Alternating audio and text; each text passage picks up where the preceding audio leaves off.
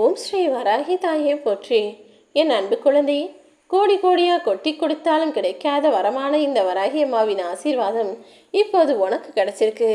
இனிமே நீ உன் வாழ்க்கையை சந்தோஷமாக சுகானுபவமாக அனுமதிக்கப் போகிறாய் என் செல்லமே. இப்போ உன் மனசில் என்ன இருக்குது?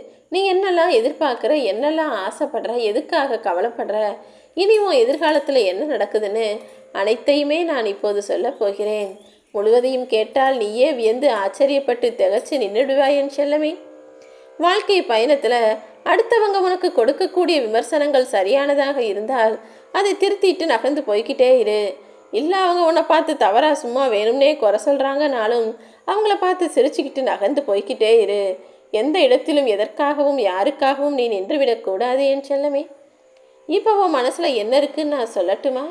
நிறைய கஷ்டம் இருக்குது, வாழ்க்கையை பற்றிய வேதனை இருக்குது, நினச்சது நடக்கலை என்ற ஏமாற்றம் இருக்குது, எதிர்பார்ப்புகளை நித்தமும் நினச்சி ஏமாந்து போகிற உன் வாழ்க்கையில் இனி ஏற்றத்தையும் மகிழ்ச்சியையும் தருவதற்காக தான் இந்த வராகியம்மா உன்னை ஆசீர்வதிச்சிருக்கேன்.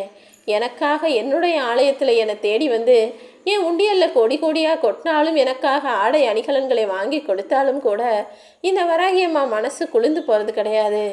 ஆனால் என்ன நினச்சி யாராவது முழு நம்பிக்கையோட அம்மா வராகி தாயே என் வாழ்க்கைக்கு வழிகாட்டுன்னு சொன்னாலும் சரி, எனக்கு ஒரு குழந்தை பாக்கியத்தை கொடுத்தாயேன்னு கேட்டாலும் சரி, என்னுடைய கடன் பிரச்சனையை தீர்த்து வை, என் வாழ்க்கையில் எல்லாத்தையும் சரி செய்யணும், ஏதாவது ஒரு வேண்டுதலையோ பிரார்த்தனையோ என்னிடம் கேட்டாலும் சரி, நான் அப்படியே மனம் குளிர்ந்து தான் போவேன் என் செல்லவே.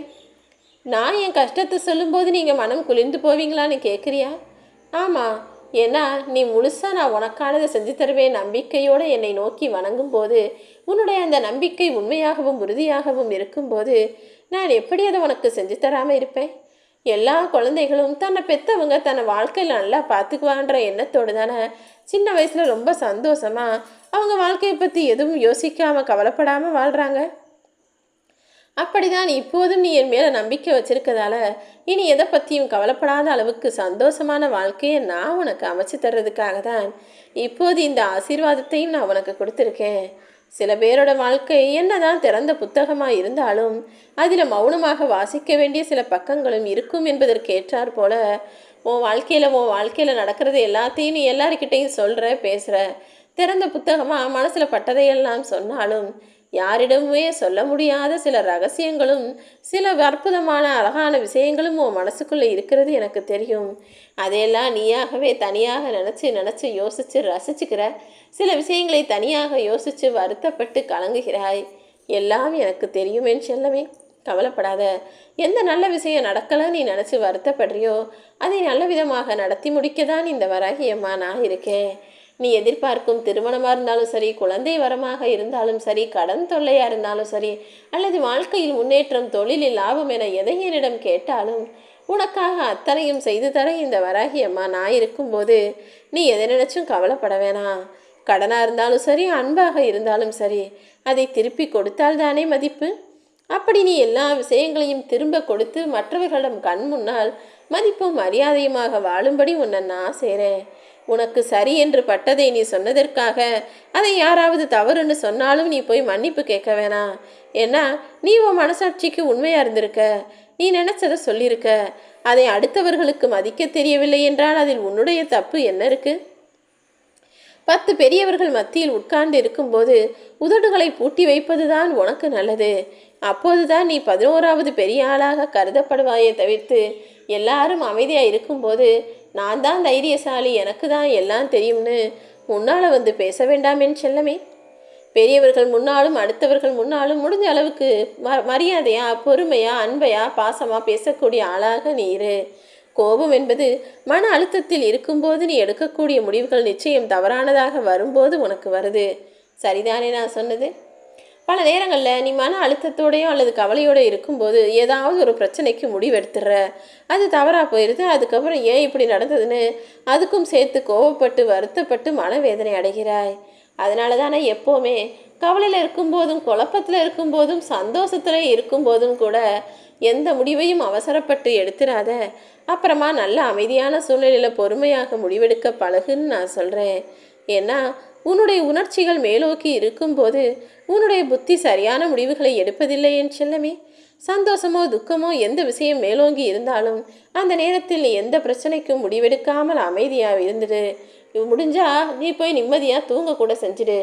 கவலையோ அல்லது குழப்பமோ இருக்கும்போது கொஞ்ச நேரம் தூங்கி எழுந்தால் கூட அதற்கான வாய்ப்பு உனக்கு கிடைச்சா கூட அது நிச்சயம் உன் மனசை அமைதியானதாக மாற்றும். அதுக்கு பிறகு எந்த முடிவாக இருந்தாலும் நீ சரியாக எடுக்கலாமேன்னு செல்லமே. சில சூழ்நிலைகளில் உனக்கு பிடிச்சவங்க மௌனமாக இருப்பது பேச தெரியாமல் அல்ல, உன்னுடைய மனசு காயப்படும்படி எதையும் பேசிடக்கூடாதுன்றதுக்காக தான் அவங்க உன் கண்ணெதிரிலேயே பேசாமல் மௌனமாக இருக்காங்க. அப்படி உன் எதிரில் பேசாமல் இருப்பவர்கள் உனக்கு பிடித்தமானவர்கள் என்னதான் சொல்ல வர்றாங்க, என்னதான் நினைக்கிறாங்கன்றத பொறுமையாக கேட்டு தெரிஞ்சுக்கோ. அவங்க மௌனமாக இருக்காங்கன்றதுக்காக அவங்க மனசு கஷ்டப்படும்படி நீ எதையும் அவசரப்பட்டு பேசிவிடாதேன்னு செல்லவே. உன்னுடைய எண்ணங்களும் உன்னுடைய செயல்களும் நேர்மையானதாக சரியானதாக இருந்து விட்டால் நல்ல உறவுகளை நீ தேடி போக தேவையே இல்லை. அற்புதமான உறவுகள் உன்னை சுற்றி தானாகவே அமைந்துவிடும்.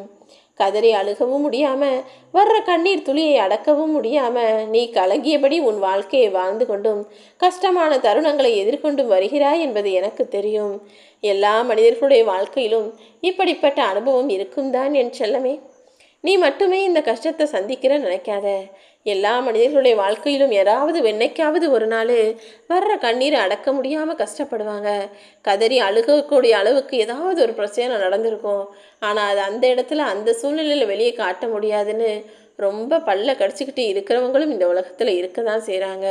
இப்படி என்ன நடந்தாலும் வெளியே சொல்லவும் முடியாமல் மனசுக்குள்ளே புதைச்சி வச்சுக்கவும் முடியாமல் மனதில் மென்று முழுங்கி கொண்டு கலங்கி கொண்டும் வாழ்க்கையை நினச்சி வெந்து கொண்டும் நொந்து கொண்டும் வாழ்பவர்கள் நிறைய பேர் இருக்கும்போது உன்னுடைய பிரச்சனையை பெருசாக நீ நினைக்காத. இதுவும் நிச்சயமாக காணாமல் போகும். உன்னுடைய கஷ்டங்களும் கடந்து போய்விடுமேன்னு செல்லமே. சில மனிதர்களுடைய கோபம் என்பது மிகவும் ஆபத்தானது. அதே போல் சில மனிதர்கள் அமைதியாக இருக்கக்கூடிய அந்த மௌனமும் ஆபத்தானது. அதனால் எந்த மனிதர்கள் எப்படிப்பட்டவர்கள் என்பதை புரிஞ்சுக்கிட்டு அவங்கக்கிட்ட கொஞ்சம் கவனமாகவே நீ இருந்துடு. நல்லா பேசிக்கிட்டே இருப்பாங்க, ஆனால் ஒரு சில நேரத்தில் அவங்க அமைதியாக மௌனமாக இருக்காங்கன்னா ஏதோ பெரிய காரியத்தை செய்ய போகிறாங்கன்றதை புரிஞ்சுக்கோ. ஒரு சிலர் எப்போதுமே அமைதியாக இருப்பாங்க, ஆனால் திடீர்னு ஒரு தவறை கண்டுபிடிச்சி அவங்க கோவப்பட்டு கத்துனாங்கன்னா அதுவும் ஆபத்தான விஷயம் என்பதை புரிந்து கொண்டு அந்த நேரத்திலும் நீ அமைதி காத்தினேன்னு செல்லமே. பதில் ஏதும் பேசி பிரச்சனையை பெருசு பண்ண வேணாம். அப்புறமா அவங்க பொறுமையாக மாறினதுக்கப்புறம் என்ன நடந்துச்சு, ஏது நடந்துச்சு, யார் மீது தவறு என்பதையெல்லாம் அப்புறமாக எடுத்து சொல்லலாம் என் தங்கமே. மற்றவங்களுக்கு நீ என்னதான் செய்தாலும் அவங்களுக்கு அந்த நிமிஷம் மட்டும்தான் நீ செஞ்ச உதவியையும் நன்றியையும் நினச்சி பார்ப்பாங்க. நீ உதவி செஞ்சு முடித்ததுக்கப்புறம் அவங்க யாரோ நீ யாரோங்கிற மாதிரி போய்கிட்டே இருப்பாங்க. அதனால் நன்றி மறக்கக்கூடிய மனிதர்களுக்கு நீ நல்லது செய்வதற்கு முன்பாக யோசிச்சு செய்.